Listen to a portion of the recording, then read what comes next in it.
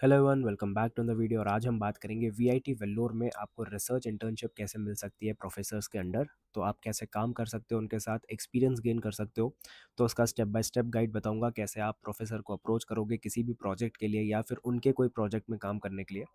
तो सब देखेंगे। शुरुआत करते हैं। सबसे पहले हम ये देखेंगे कि आपको सबसे पहले सिस्टम समझना पड़ेगा कि कैसे काम करता है, मतलब हाउ सिस्टम वर्क्स।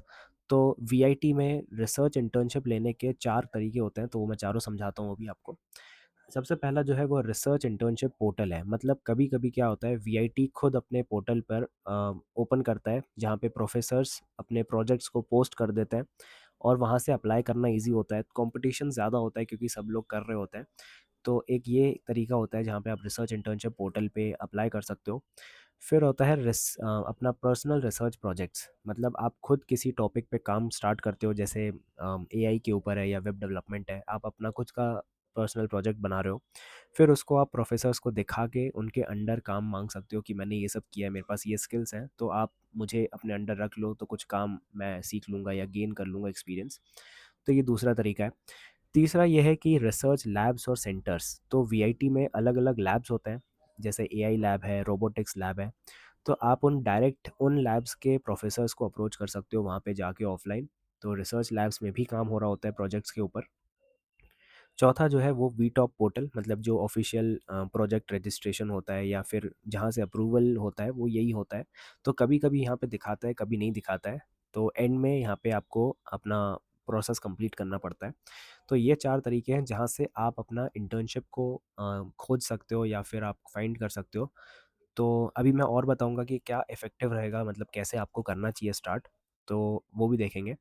अगला जो है वो है डिसाइड योर इंटरेस्ट। आपको अपना इंटरेस्ट डिसाइड कर लेना चाहिए कि आप में हमें एक्चुअल में करना क्या है। मतलब ये है कि आपको क्लियर रखना है कि आपको किस फील्ड में काम करना है, आप किस फील्ड में काम करना चाहते हो।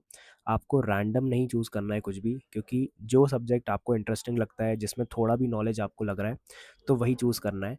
जैसे अगर मैं बोलूँ कि टेक फील्ड है, तो टेक फील्ड में एआई हो गया, मशीन लर्निंग हो गई, वेब डेवलपमेंट हो गया, साइबर सिक्योरिटी हो गई। तो ये जितने भी टेक फील्ड है वहाँ पे आप कुछ चूज़ कर सकते हो।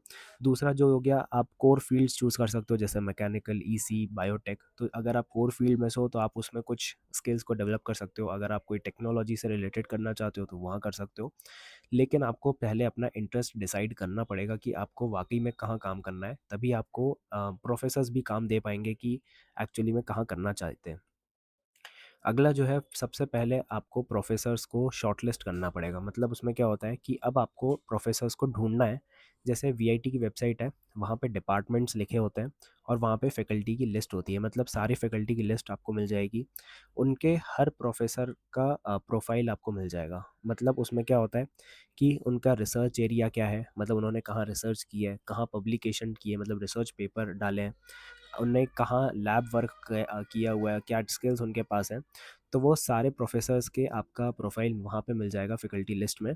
आपको क्या टारगेट करना है, आपको अपने इंटरेस्ट और उनके इंटरेस्ट में देखना है कि क्या सिमिलैरिटी है। मतलब जो आपके सेम इंटरेस्ट वाले 5 या 10 प्रोफेसर्स भी हैं, तो उनको शॉर्टलिस्ट कर लो, एक जगह लिख लो कि ये सारे प्रोफेसर्स हैं जो उनका इंटरेस्ट और हमारा इंटरेस्ट सेम है। मतलब अगर आप एआई चुन रहे हो और उनका भी एआई है, तो वो आप शॉर्टलिस्ट कर लो। उनका काम समझ लो कि क्या काम कर रहे हैं, वो किस प्रोजेक्ट पे अभी काम कर रहे हैं, क्योंकि जो ऑनगोइंग प्रोजेक्ट होता है वो उसी पे आपको काम देंगे। तो वो बहुत इंपॉर्टेंट है। सबसे पहले आपको उनका काम समझ लेना है। इसके बाद आपका स्ट्रॉन्ग सीवी। अगर आप प्रोफेसर को इम्प्रेस करना चाहते हो तो आपका सीवी स्ट्रॉन्ग होना चाहिए। सबसे पहले क्या होता है कि 7.5 प्लस सीजीपीए आपका होना चाहिए, जो कि हेल्पफुल होता है। मतलब मैं बोलूँगा ऐसा नहीं है कि 7 प्लस वाले में नहीं होता है। लेकिन अगर आपका 7.5 है या 8 है तो थोड़ा सा उसमें दिखेगा कि हाँ ये पढ़ने वाला बच्चा है। तो थोड़ा सीजीपी आप मेंटेन करते रहो शुरू से ही, कंपलसरी नहीं है। फिर प्रोजेक्ट्स देखो कि एक दो प्रोजेक्ट्स आपके सॉलिड हो, जो गिटहब पे भी हो, तो वो काफ़ी एक अच्छी चीज़ हो जाती है। और आप बेसिक टूल्स आपको आते हो, जैसे कोडिंग के लिए पाइथन आता हो, सी प्लस प्लस आता हो। और टूल्स में आपको कुछ कुछ भी आ रहा है, जैसे एक्सेल आ रहा है, पावर बीआई आ रहा है, टेंसर फ्लो आ रहा है, मैटलैब आ रहा है। तो ये जितने भी टूल्स हैं वो आप यूज़ कर सकते हो। तो अगर आपके पास ये 3 चीज़ें हैं तो चांसेस हाई हो जाते हैं कि आपको एक इंटर्नशिप मिल सकती है। लेकिन आपको अपना ऐसा नहीं है कि कुछ भी नहीं आता है, एक फैंसी सा सीवी बना दिया सिर्फ शॉर्टलिस्ट करने के लिए, क्योंकि जब वो इंटरव्यू लेंगे तो आपको सब बताना पड़ेगा कि क्या है क्या नहीं है। रेलेवेंट रखो जो भी चीज़ है।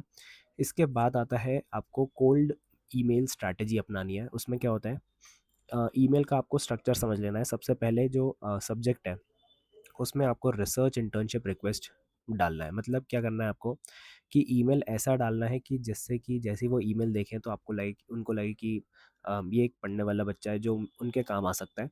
तो आपको कोल्ड ईमेल करना है। तो इसमें सब्जेक्ट क्या है, रिसर्च इंटर्नशिप रिक्वेस्ट। इसके बाद क्या होता है कि आपको बॉडी में लिखना है, जिसमें आपको अपना इंट्रो देना है। शॉर्ट इंट्रो दे दो कि नाम क्या है, ब्रांच क्या है, ईयर क्या है आपका, और उसमें आपका इंटरेस्ट क्या है। मतलब उनका रिसर्च आप मेंशन कर सकते हो कि मुझे आपका जो भी ऑनगोइंग प्रोजेक्ट है उसमें इंटरेस्ट आ रहा है, या मुझे आप स्किल्स में इंटरेस्ट है जो आप अभी कर रहे हो। तो अपने स्किल्स भी डाल दो, उनके स्किल्स भी डाल दो, उनके प्रोजेक्ट के बारे में थोड़ी तारीफ़ करो कि हाँ मुझे ये अच्छा लगा जो आइडिया आप काम कर रहे हो।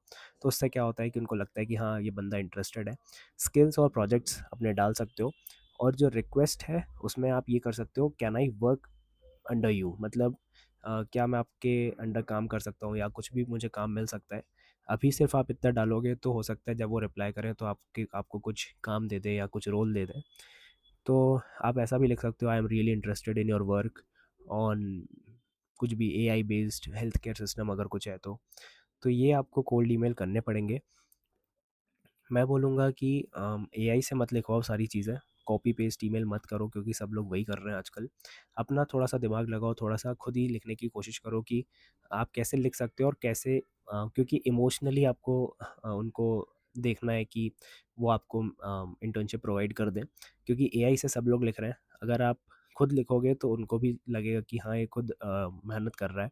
हर प्रोफेसर के लिए थोड़ा कस्टमाइज़ रखो कि सबको सबको वही ईमेल नहीं समझाना है। अगला जो है वो है ऑफ़लाइन अप्रोच। मतलब आपको एक ऑफ़लाइन अप्रोच मैं बोलूँगा सबसे बेस्ट होता है। अगर ईमेल का रिप्लाई नहीं आता है तो आप डायरेक्ट जा सकते हो। जैसे फैकल्टी केबिन होता है उनके, तो केबिन में जाके आप थोड़ा बैठ के बात करोगे तो उनको भी समझ में आएगा कि हाँ बंदा रियली इंटरेस्टेड है। आप उनके लैब्स को विज़िट कर सकते हो कि क्या काम कर रहे हैं वो, कैसे काम कर रहे हैं। तो आपको क्या करना है, उधर बस पोलाइटली जाके अपने आपको इंट्रोड्यूस करना है कि हाँ मैं ये हूँ, और अपना इंटरेस्ट बता सकते हो कि मुझे आपके प्रोजेक्ट में इंटरेस्ट है। तो उनसे आप पूछ सकते हो कि can I assist your in your on going project. तो जब आप ये पूछते हो तो फिर उनको लगता है कि हाँ ये बंदा थोड़ा काम का है। और ऑफलाइन अप्रोच मेरे ख्याल से ईमेल से ज़्यादा इफेक्टिव होता है, क्योंकि ईमेल कभी कभी छूट जाता है, पढ़ना नहीं हो पाता है। लेकिन जब भी आप ऑफलाइन जाते हो तो एक डायरेक्ट इंटरेक्शन हो जाता है। अगली चीज़ जो है कि आप लैब या प्रोजेक्ट को ज्वाइन कर सकते हो। तो अगर प्रोफेसर एग्री करें तो आपको रोल मिल सकता है। उसमें क्या हो सकता है, जैसे रिसर्च असिस्टेंट रोल मिल गया, मिनी प्रोजेक्ट कंट्रीब्यूटर ऐसा कुछ नाम से अगर हो गया, या लिटरेचर रिव्यू टास्क, मतलब कुछ भी जो उनसे रिलेटेड होगा तो वो आपको एक रोल दे सकते हैं।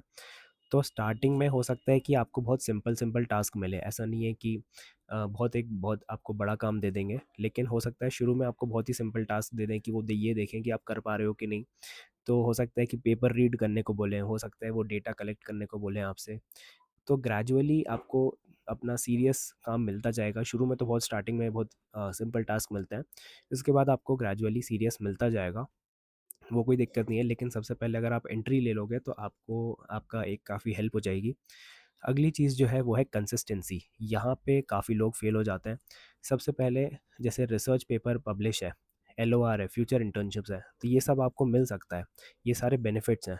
आप अगर रेगुलरली काम करोगे, आप फॉलोअप्स दोगे कि हाँ मैंने ये सारा काम कर रखा है, और इंटरेस्ट आप दिखाओगे, तो उससे क्या बेनिफिट हो सकता है कि रिसर्च पेपर पब्लिश हो सकता है आपके नाम पे। आपको एलओआर मिल सकता है, मतलब लेटर ऑफ रिकमेंडेशन। जब भी आप कोई दूसरे प्रोफेसर के पास जाओगे या कहीं प्लेसमेंट में बैठोगे तो एलओआर से बहुत बड़ा फ़र्क पड़ता है। और फ्यूचर इंटर्नशिप्स आपके लिए ईज़ी हो जाएँगी, आपको आगे भी मिल सकती हैं।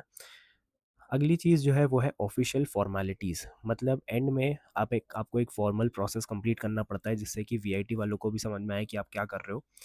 एक जो वीटॉप में प्रोजेक्ट रजिस्टर करना होता है, फैकल्टी का अप्रूवल ले सकते हो, वहाँ से अप्रूव कर देंगे। तो वो रेगुलर रिव्यूज़ फैकल्टी करते रहती है कि आपने क्या प्रोजेक्ट में काम किया है, क्या नहीं किया है। वो सब आप कर सकते हो। तो ये क्रेडिट के लिए बहुत ज़रूरी होता है। एक ऑफ़िशियल रिकॉर्ड भी हो जाता है कि हाँ, आप इंटर्नशिप में काम कर रहे हो। तो ये मैंने सारे आपको बता दिए हैं टिप्स। एक लास्ट में ऑनेस्ट एडवाइस दूँगा मैं कि आप मैं बोलूँगा सेकंड ईयर से स्टार्ट करो, फर्स्ट ईयर से बिल्कुल मत करो। फर्स्ट ईयर से अपने स्किल्स को डेवलप करो। जो भी एआई है, एमएल है, वेब डेवलपमेंट, साइबर सिक्योरिटी, जितना भी चीज़ें हैं, जहाँ पे आपको इंटरेस्ट लगता है वहाँ से शुरुआत करो। फर्स्ट ईयर में सिर्फ स्किल्स डेवलप करो। सेकंड ईयर से या तो आप एंड में शुरू कर सकते हो या थर्ड ईयर के स्टार्टिंग से शुरू कर सकते हो। मतलब यही टाइम होता है इंटर्नशिप्स के लिए। तो आप सेकंड ईयर से स्टार्ट करो, कोई दिक्कत नहीं है। अभी फर्स्ट ईयर आप पूरा स्किल्स डेवलप करो।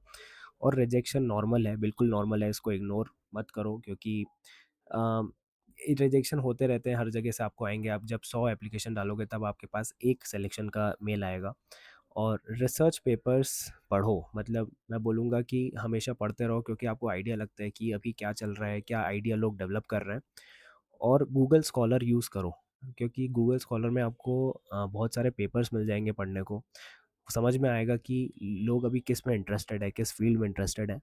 और सीनियर से कनेक्ट करने की कोशिश करो, बहुत हेल्प मिलेगी आपको। सीनियर बता देंगे कि आपको यहाँ ये अपॉर्चुनिटीज़ हैं, उनके पास भी आती रहती हैं, तो वो फ्रेशर्स के लिए बता देते हैं। तो सीनियर से कनेक्ट करते रहो। और अगर आप सीरियसली ये करना चाहते हो, तो अपना सिर्फ इंटरेस्ट क्लियर रखो कि हाँ, मुझे ये इंटरेस्ट है तो मैं इसमें काम कर सकता हूँ। प्रोफेसर्स को शॉर्टलिस्ट करते रहो और ईमेल करना स्टार्ट करो, कंसिस्टेंसी मेंटेन करो। तो आप इजीली वीआईटी के प्रोफेसर्स के अंडर एक रिसर्च इंटर्नशिप ले सकते हो, आपको मिल जाएगी, उसमें कोई दिक्कत नहीं आती है।